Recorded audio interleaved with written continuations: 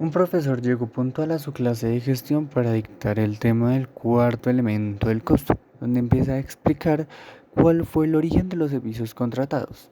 Y dice, el cuarto elemento del costo surgió en la década de los años 70.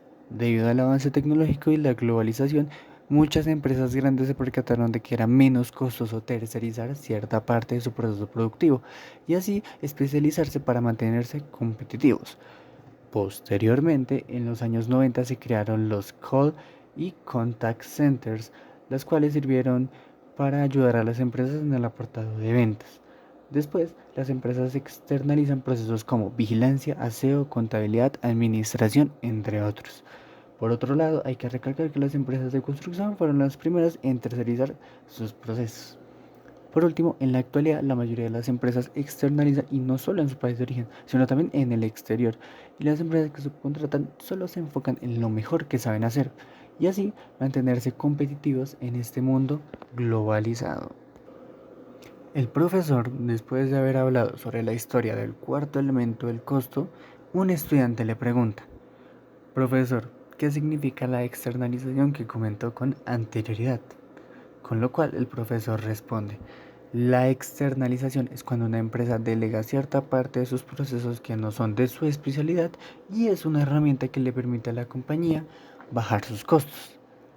A continuación, el profesor sigue con la clase definiendo unos conceptos muy importantes para la explicación.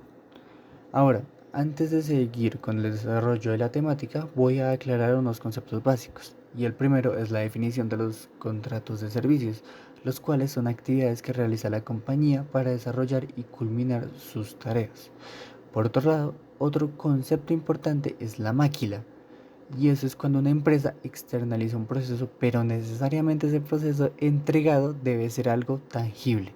Si no, no se considera máquila. Por último, está el concepto de outsourcing, y es cuando una empresa externaliza procesos relacionados con la administración y ventas. A continuación, otro estudiante le pregunta al profesor si le puede dar un ejemplo de maquila y outsourcing para comprender mejor la diferencia. Con lo cual el profesor responde, cuando una empresa de muebles delega el proceso de hacer el espaldar de una cama, lo anterior es máquina. En cambio, esa misma empresa decide contratar un servicio de consultoría. Eso es outsourcing.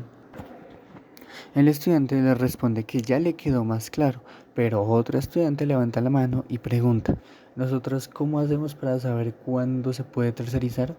Y el profesor responde, conocer en qué momento se debe externalizar es muy importante, así que hay ciertas cosas que hay que tener en cuenta y esas son el precio, la calidad de la empresa subcontratada, el conocimiento y gestión del producto. Por otro lado, es muy importante hacerse preguntas como, ¿realmente es una debilidad el proceso que voy a externalizar? Si se externaliza mi empresa, ¿bajará sus costos? ¿Es posible que se mejoren los procesos si se externaliza? ¿Le permite a la empresa enfocarse en su especialidad? Al final, la decisión de externalizar va a ser de cada uno de ustedes y serán los encargados de hacer ese tipo de preguntas en una organización. No obstante, los estudiantes deciden seguir indagando sobre el tema, preguntando uno de ellos, profe, ¿y cuáles serían las ventajas de considerar estos servicios como un elemento del costo? Buena pregunta. Hay varias ventajas. En primer lugar está la flexibilidad, donde las empresas pueden ajustar costos sin la rigidez de contratar personal o comprar equipos. También está la ventaja de tener acceso a expertos, es decir, contratar especialistas sin tener que formarlos internamente. Por otro lado, tenemos la reducción de inversión inicial, donde no necesitas adquirir activos costosos si puedes subcontratar su uso. Y como última ventaja a mencionar, tenemos el enfoque en el core business, en el cual permite que la empresa se concentre en lo que mejor sabe hacer, dejando otros procesos en manos de expertos externos. Y las desventajas, profe, no todo puede ser bueno, ¿verdad?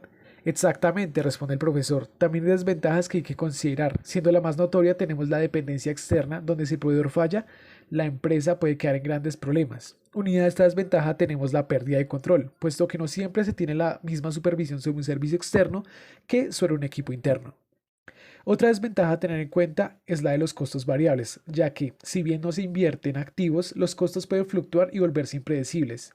Y otro a tener en cuenta y dependiendo de la organización serían los problemas de confidencialidad, donde en algunos casos compartir información con terceros puede representar un riesgo. Un ejemplo de esto es que una empresa de software subcontrate programadores externos y estos también trabajen con la competencia. Podría haber un riesgo de fuga de información.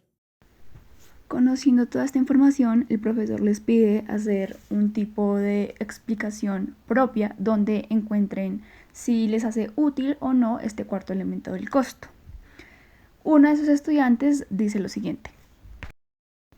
Los servicios contratados o cuarto elemento del costo son una gran herramienta para cualquier empresa que pueda hacer uso de estas. Sin embargo, debe tener cuidado con la información que se presta para otros o con los servicios que se externalizan, ya que esto puede cambiar la calidad de su producto o la capacidad interna que tenga la empresa, ya sea por seguridad o ya sea por eficiencia que ya tenga esta misma.